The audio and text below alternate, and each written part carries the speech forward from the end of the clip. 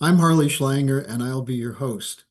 You can send your questions and comments to Helga via email, send them to questions@schillerinstitute.org, or post them on the chat page. Now, Helga, the title of today's dialogue is Will Humanity Pass the Test of Morality? This question was often posed by your late husband, Lyndon LaRouche, asking the question, do people who speak of the loss of morality in society at large have the courage to act when human civilization is at stake? Now, this is especially relevant now when the UN General Assembly will be meeting tomorrow to discuss putting an end to the genocide committed by Israel against the Palestinians, to come up with some ideas on how to deal with that. A UN Commission of Inquiry released a report yesterday which concluded that Israel is committing genocide. What can people do to make sure that the United Nations member states act to uphold morality and international law? Well, there are many organizations, both from Israeli background, but also Palestinian background, humanitarian organizations, the Schiller Institute, the International Peace Coalition, and many others, who are presently insisting that given the fact that the UN Security Council has not acted, and it would be their responsibility to do something about something which has been established as genocide for a very long time by the International Court of Justice, the International Criminal Court, that the decision making be transferred to the UN General Assembly. There is a provision for that, which is called Uniting for Peace. It's a UN resolution 377, which basically says that if for whatever reason the UN Security Council is blocked, that power of decision making can go over to the UN General Assembly by a vote of two-third majority. Now, it is not clear if such a two-third majority would come about, but it is not to be excluded either, given the fact that the whole world is in an uproar. You had the combined meeting of the Arab League and the Organization of Islamic Cooperation, which is, I think somewhere 70 countries already right there. And they basically, decided on a whole bunch of measures which should be taken. The most obvious one is an immediate ceasefire, the immediate opening of all gates for humanitarian aid, but also, more drastic measures like sanctions against Israel, like the expulsion of Israel from the United Nations for the time of the ongoing crime. I think that the such a decision must be made, and the nations of the world are called upon to intervene, because it is, it's sometimes almost impossible to still find words to describe what's going on. You have since quite some days the IDF assault on Gaza City, which is 1 million people, the bombing of high-rise houses, and you see the pictures, in the internet, in the TV, high-rise buildings crumbling, burying entire families and people underneath the rubble. And then, people are told to leave, but there's no place to go to. This is 1 million people in Gaza City. The horror is just unbelievable. And, there must be an urgent stop to that, because I think that, we are sitting on a complete powder keg in the Middle East. Now Turkey and others are basically saying it's not just what's going on in Gaza and the West Bank, but they claim that Israel has expansionist intention for the entire region.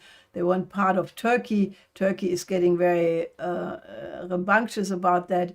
There's still the pending news strike, possibly against Iran, where we had a couple of weeks the expert Ted Postol warning that, that we have two undeclared nuclear powers in the Middle East, which could trigger a global catastrophe.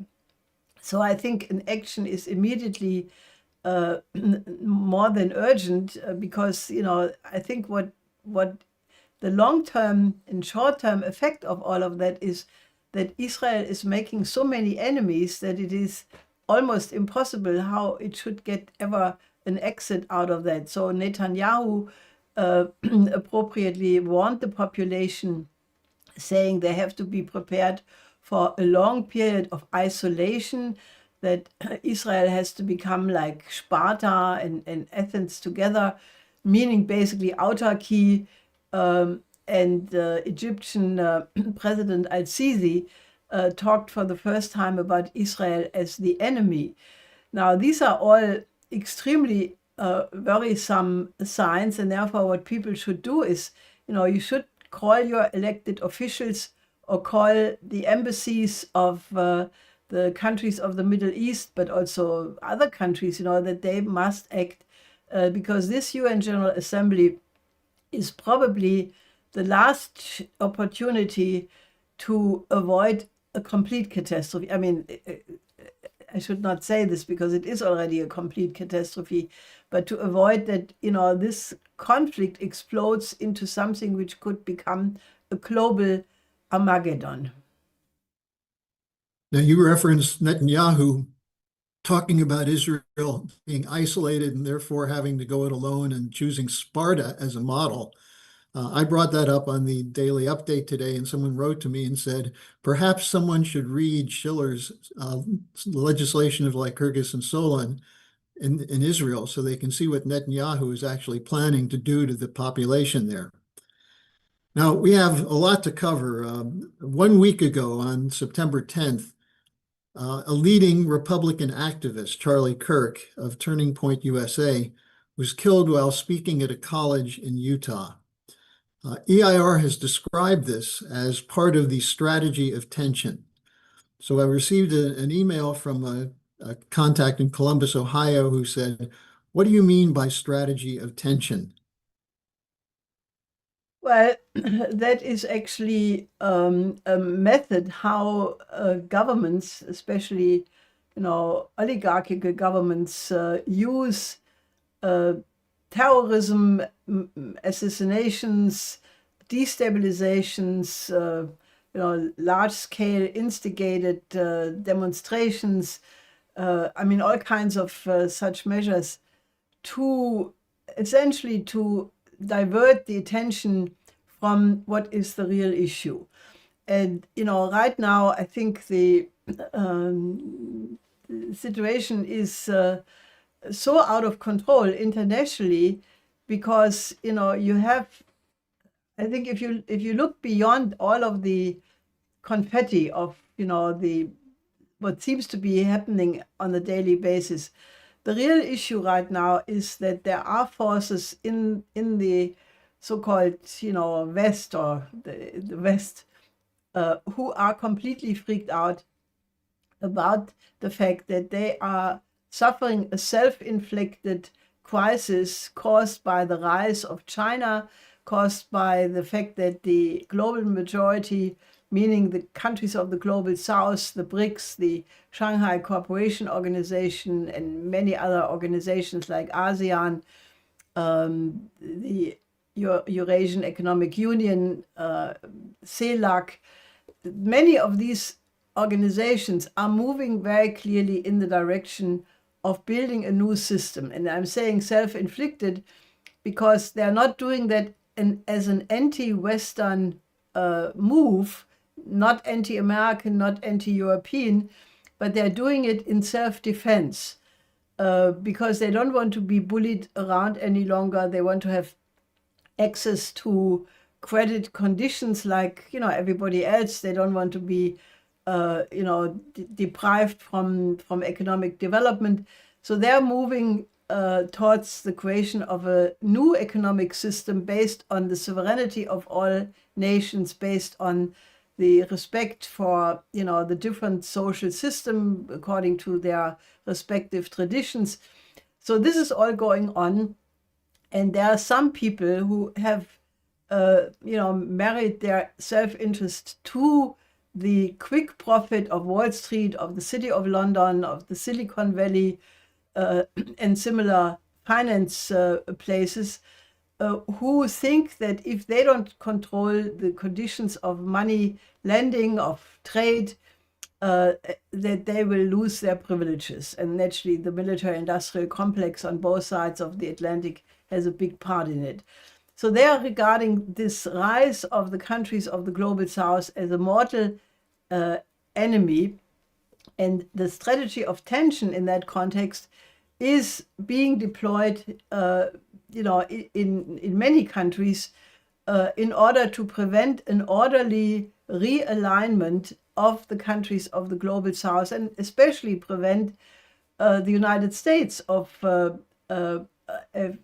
aligning with such a formation. And they got completely worried worried is a too mild expression, they got completely freaked out after President Trump met with President Putin in Alaska and found positive words for Putin, rolled out the red carpet, was riding in a car with him, having a private conversation. And, they want to make sure that rather chaos and turmoil reigns, rather than, the United States finding a way of normalizing relations with Russia, what Trump has promised many times.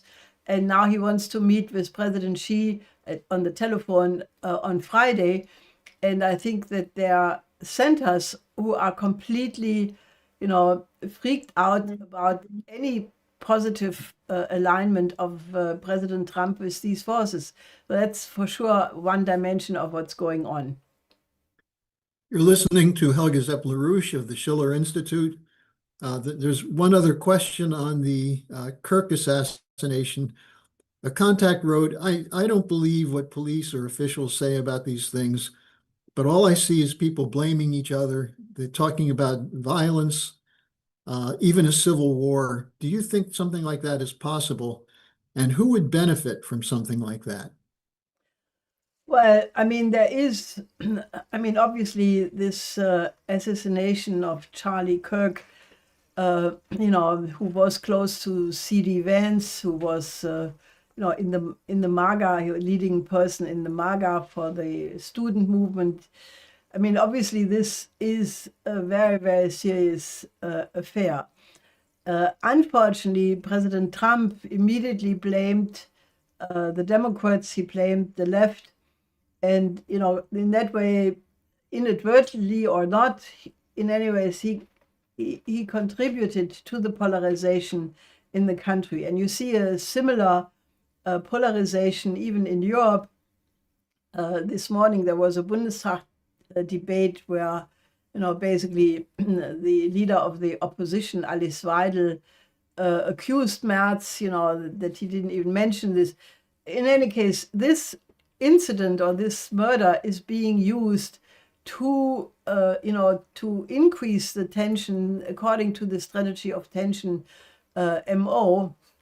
And I think it is extremely important that people recognize that this is going on and that they don't fall for that, but stick to the idea of having a rational discussion with people who have a different political outlook, and keep to the idea that conflict resolution can only occur through dialogue, diplomacy, talking to the other side, and not by giving in to this polarization, because I think it is a serious danger, because we are sitting on a powder keg internationally. I think that if there is not a rise to reason and more people who, basically have a sense of where society should go, and come to the forth, that we are in a mortal danger of a civilizational collapse. I think it's not inevitable, but I think the danger is clearly there, and therefore I think people of reason are called upon to act and intervene, because I think every individual can do a lot in their immediate environment to, establish a level of reason when the emotions are flying high. You mentioned that President Trump will be speaking by phone with President Xi of China. Of course, Xi has just had a successful series of events to pull together the global South.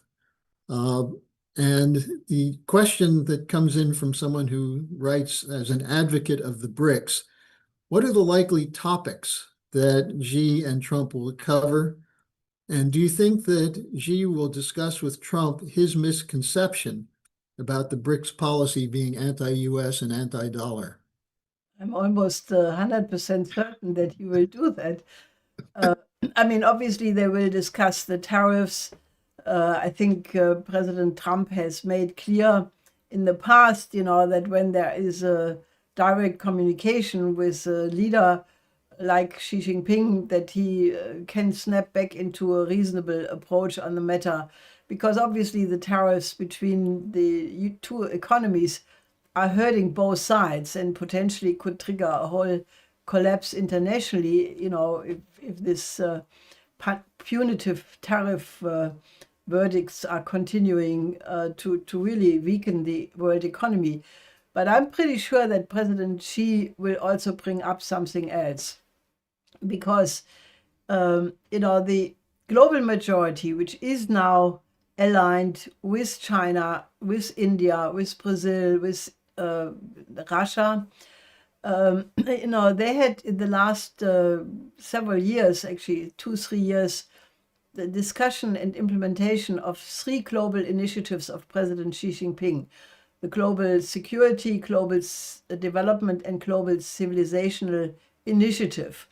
And these are all part of a framework of diplomacy, how to, put the whole international system of governance on a harmonious basis, based essentially on the UN Charter, the 5 principles of peaceful coexistence.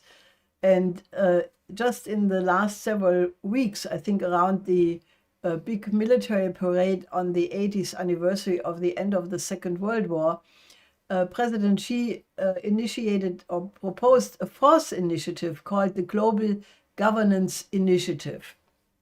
And I think this is a document of the utmost importance. I read the whole thing, and it is a very elaborated, concrete proposal how to improve international relation, to create an international framework of creating a new system of governance based on sovereignty, equality, that small countries have as much a voice as big countries, that, no conflict can be decided upon over the head of any country, many, many such things.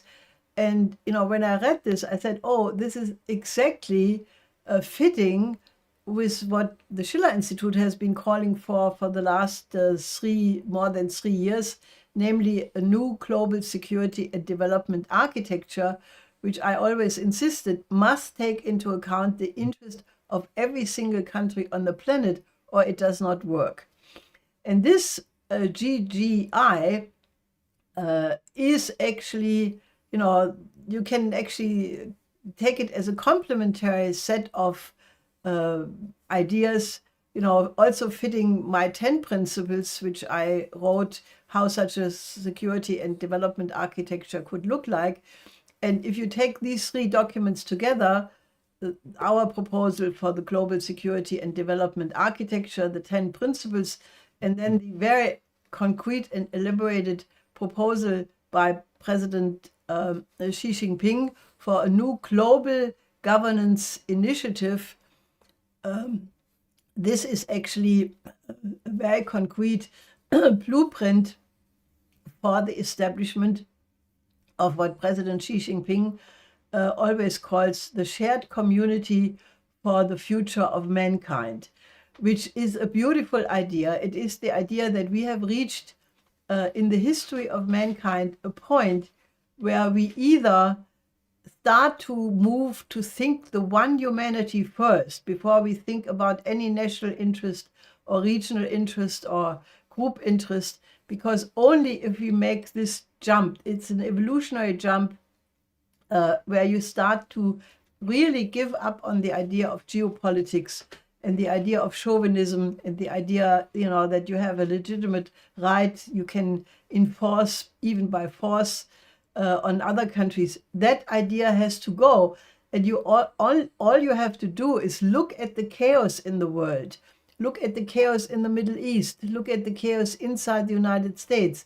Look at the chaos in Europe, which is not any better off.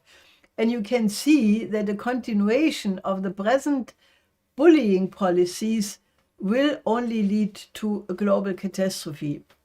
And I have said the whole time that it means we have to change the axioms of our thinking. And that change, just to give you a pedagogical example to how to imagine such a change, just think how people were thinking in the Middle Ages, in the 14th century, for example. You had the Black Death, you had superstition, you had the Aristotelian idea that anything has to be based on the contradiction of A is not B.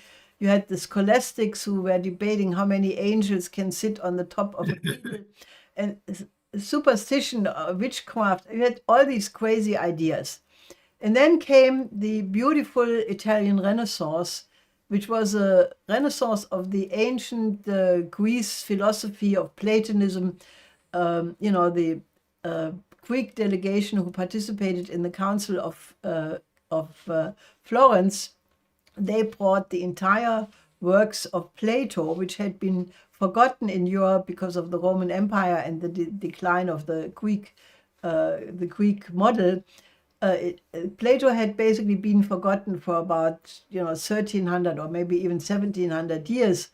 And there was a renaissance because there was a translation of the entire works of Plato. You had the writings of Nicolaus of Cusa. You had a revival of the humanist traditions of Dante, of Petrarca, incredible breakthroughs in architecture, in painting.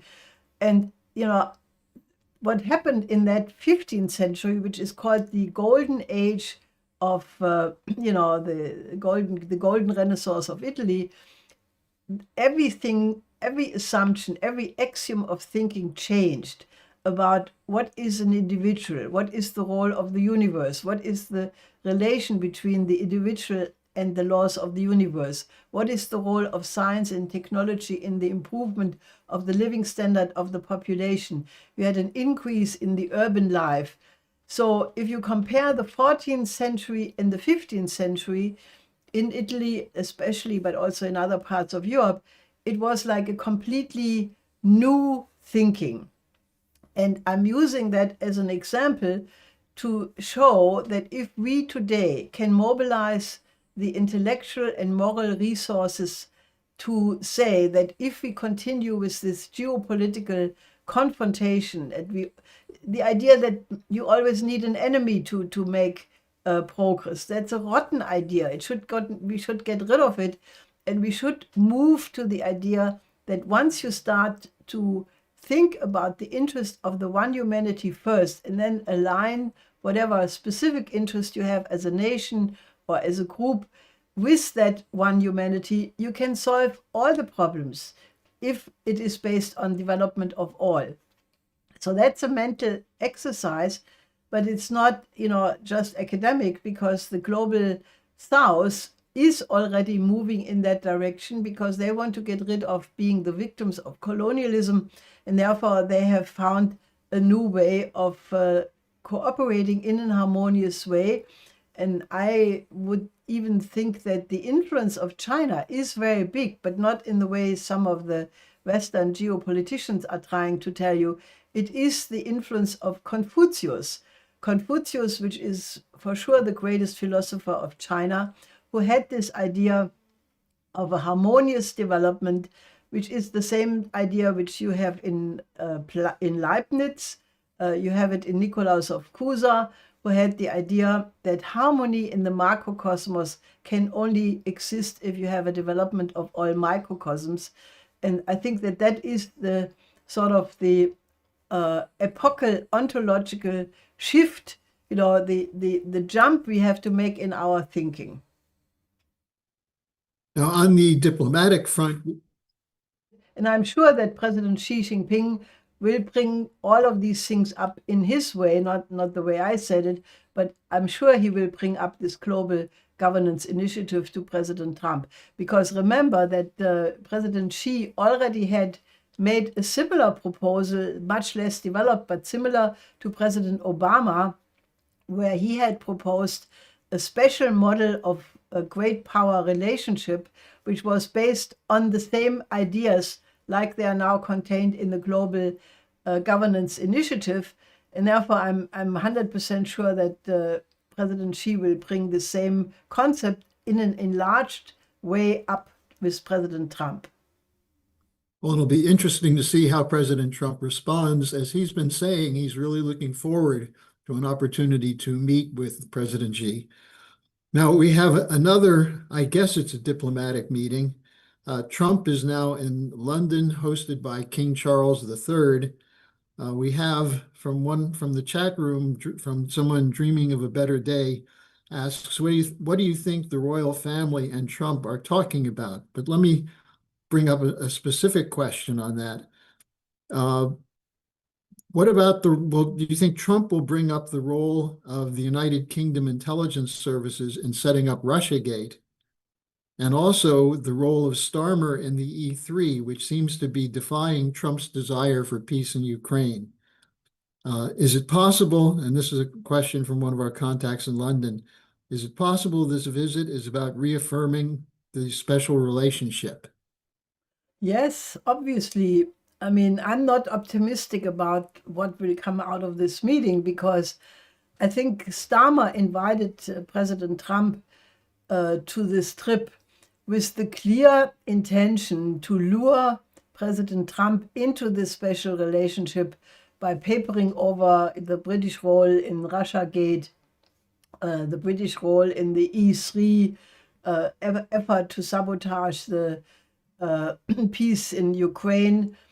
And I'm not so optimistic that President Trump is inoculated against such efforts because, I mean, I always hope for the better, but he said, that he is so proud that he's the only head of state who has been invited twice to such a state visit. He expressed at various occasions that he is a friend of King Charles by now. How can you be a friend of King Charles? I mean, it's completely unimaginable, such an idea. And then also Trump is quoted already that he says that Castle Windsor is much better than Buckingham. And I mean, these are all, this pomp of an outdated British monarchy. I mean, the British monarchy is outdated, the latest since the American Revolution. And I hope President Trump remembers that the American war against Great Britain was the war of independence and the creation of the American Republic. Now, I'm not so hopeful that he can avoid being cornered and lured into this operatic world of the 18th century or some museum of the 18th century. I mean, what do you need monarchies for in the modern times? The idea of monarchy is based on a racial inequality by the assumption that there are some people who have not red blood but blue blood, and that there is something better. If you want to know why I'm so upset about monarchies, read the letters of Joseph de Maistre to a Russian prince. This is a very famous piece of literature where he describes in great detail why monarchs and high nobility are so much superior to the ordinary folk. And, it's the same, it's really terrible. And I can only hope that somehow President Trump manages to get out of there without losing his mind completely to this pomp. So I'm really concerned. I don't think this is for any good thing. They want to have big business, I already read some headlines that big AI firms are planning to invest big time in Great Britain. I think they are trying to use all tricks to reinforce this special relationship. I think that's what the name of the game is. And one of the areas where the British are very keen on getting more cooperation is on cybersecurity, on surveillance. And of course, that fits in with the whole question of the strategy of tension. Now, to conclude, it wouldn't be a Zepp-LaRouche webcast without a few questions on Germany. And I can tell you, Helga, Americans are very interested in your thoughts on this. Now, the first one is that the question came from actually someone is an American who read that the former head of the Munich Security Conference, Heusgen, warned that Germany could be found complicit in genocide if weapons supplied by Germany to Israel are used to kill. And he asks, is this a sign that there are some in Germany who are rethinking their support for Ukraine and Israel? Well, I think this is very important because, Mr. Heusgen is not exactly, he's not exactly a peacenik. He was the advisor of Merkel at the time when Merkel was declaring that the security of Israel is the state raison for Germany, which is what people always recall when they went into this unlimited support for Israel, no matter what the present government was doing.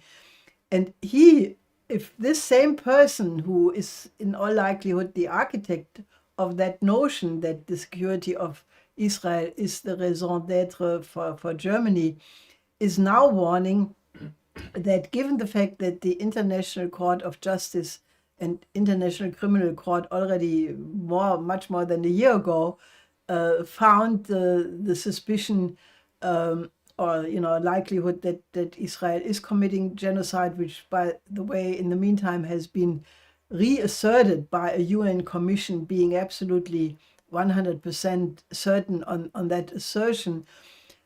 So obviously, when Heusgen now says that if Merz sticks to his policy to invite Netanyahu to Germany, despite the fact that there is an arrest warrant by these UN courts, that Germany could be accused juridically for aiding and abetting genocide.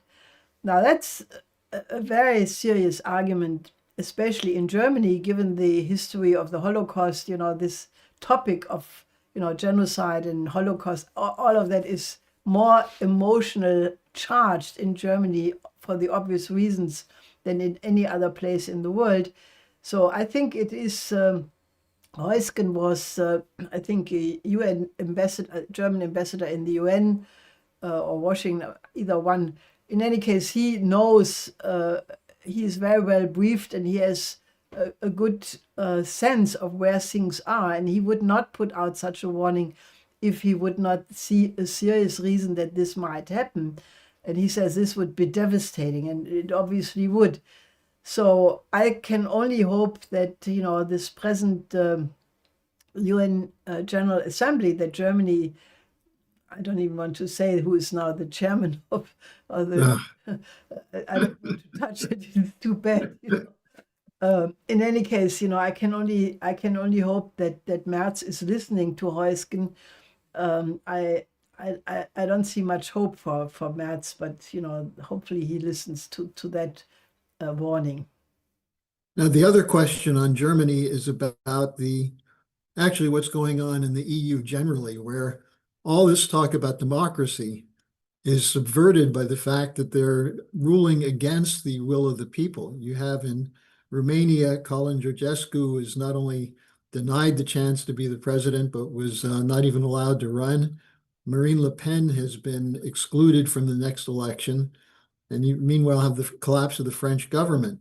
But it looks as though there are still people seriously trying to ban the Alternative for Deutschland from participating in the elections, even though the vote, well, probably because the vote they got in North Rhine-Westphalia was 3 times larger than it was just a few years ago.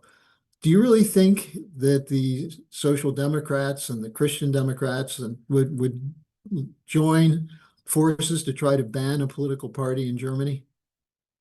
Well, it is ridiculous, because the AfD in some countries, like I think Sachsen-Anhalt, is leading in the polls, and the Greens, who have 3% of the vote, are talking about banning the AfD. I mean, it shows you what democratic sense they have. I think that, if they would do that, it would really explode the country. I think, given the fact that people are really absolutely, feel that the present government, you go from a I mean, Merkel was already bad, because it was a stagnation of 16 years of nothing moved forward in a positive way. She did a lot of bad things like the exit from nuclear energy without an alternative and so forth and so on. But it went downhill from there, and now the streetlight coalition was voted out because they were completely hated. But everybody is now saying, after only 3 months of the new so-called grand coalition, which is not so grand at all, that they're worse than the streetlight coalition. And people have in the country profoundly the idea that they have no place to go. The government has something like 22% approval rate, which is nothing, it's terrible. So I think that the idea to ban the AfD would really explode the country. And, the recent election in the communal elections in North Rhine-Westphalia, where, the SPD was the big loser. And the whole discussion was that, that means their role in the Grand Coalition will now be diminished. They have to follow what Merz is saying. And Merz will go for brutal cuts in the social field. And, if the SPD is accepting their role as a junior partner in the Grand Coalition, meaning that the CDU, CSU will basically give direction where it's going, especially in the social field, they will vanish. The social democracy will lose they will become a one-digit party or less, because they have lost already their traditional voters. And I think that the campaign, what we are doing with the civil rights movement Solidarity and the Schiller Institute, where we campaign to completely change the course of Germany and basically say that the only way all of Europe can get out of this present existential crisis is that we change direction and join with the countries of the global majority. We should stop the idea, that we have to somehow geopolitically balance ourselves against the other great powers, Russia, China, and the United States. That policy has failed, and all of Europe is in a complete disarray. And, there are many commentators in the international press, in India, in China, in Russia, in Africa, that Europe is a lost model, that they have completely failed, and they have become marginalized and become completely unimportant, that the center of politics has already shifted to Asia. Asia is where the growth rates are. Europe is where the collapse rates are. And, I think that there are commentators in the international media saying that they think that Europe will continue to collapse until you have a generational change. And, the present cast of so-called leaders is replaced by a new generation. Now, that could take a long time, and you could have the destruction of Europe, which I think would be devastating because, Europe may have bad leadership right now, but Europe has a cultural heritage which must play an important role in any future world community. What a shame if the beautiful compositions of Bach and Beethoven and Shakespeare and Schiller and Dante, all of this would be lost.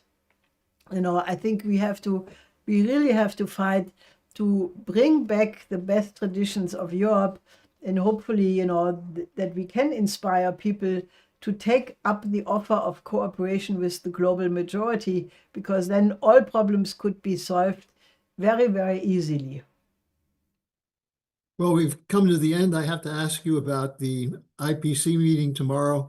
The Schiller Institute and the International Peace Coalition have been very active at the UN with rallies, with a beautiful concert, which you can see on, actually, I don't know if you can see it yet, but maybe we'll have a videotape. But what do you have in store for the International Peace Coalition Zoom call on Friday? Well, I think we will have several speakers from the global south, from India, from Africa, then naturally the Middle East situation, given the ongoing explosion there. That will be a topic. We will have speakers, as usual, from Israel and from Palestine, and naturally from Latin America. So you should absolutely join us, because the need to unify the peace movement has never been greater. And I think what distinguishes the International Peace Coalition from other elements of the peace movement is that we are not only opposing war and genocide, but that we are actively discussing how to get to the root causes of these difficulties or problems by creating solutions, like creating a new economic system where everybody can participate, the Oasis Plan, the building of the Bering Strait, connection between the Americas and the Eurasian continent as part of the World Land Bridge. So these conceptions are extremely important, because I think we need to really think of remedying the causes for the war and not just be against war. I should have mentioned it earlier that you have on the Schiller Institute website the fundamental principles that you wrote that should govern relations and should at least be a discussion topic. And then secondly, the leaflet and the call for the West to join with the new economic architecture. So Helga, thanks for taking the time to join us today, and we'll see you next week, and I'll probably see you later. And hopefully on Friday. Till then. Yes.